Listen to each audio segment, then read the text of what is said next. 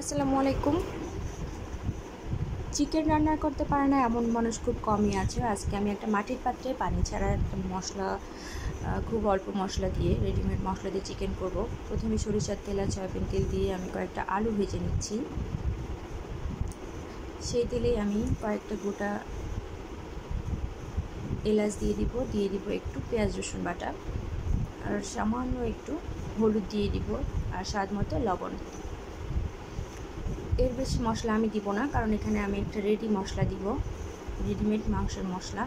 ওখানেও 1 টেবিল চামচ মতো আমি রেডিমেড মাংসের মশলা দিয়েছি, ওটা হয়তো স্কিপ হয়ে গেছে। আমি পানি দিয়ে মশলাটাকে একটু কষিয়ে নেব। মাটির পাত্রে রান্নার কিন্তু আলাদা একটা সুগন্ধ আছে, স্বাদ আছে। মশলাটা কষিয়ে নিয়ে একটু চিকেন দিয়ে দিব, এরপরে দিয়ে দিব আলুগুলো, তারপর ঢাকনা দিয়ে ঢেকে রেখে দিব।